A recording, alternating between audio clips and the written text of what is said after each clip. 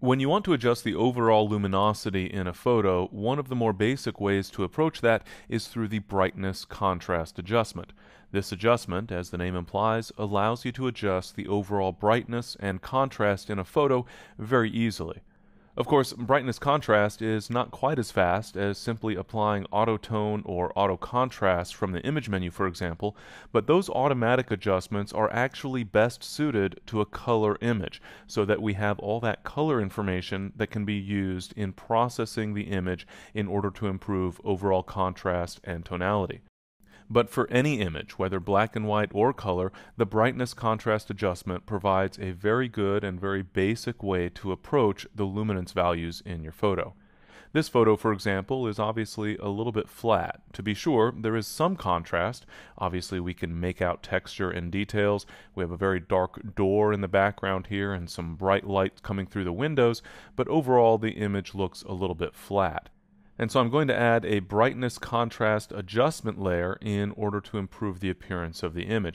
And by adding an adjustment layer, as opposed to applying an adjustment directly to the pixel values in the image, I'll be working non-destructively. And that means I'm preserving the original pixel values, and I can always go back and refine my adjustment at any time. So I've clicked on the Create New Adjustment Layer button, the half black, half white circle icon at the bottom of the Layers panel, and then I'll choose Brightness Contrast from the pop-up menu. That will add a brightness contrast adjustment layer, and you can see that on the Properties panel I now have sliders for brightness and contrast. In applying this adjustment, I'll generally start with whichever slider I feel is going to have the most significant impact on the photo.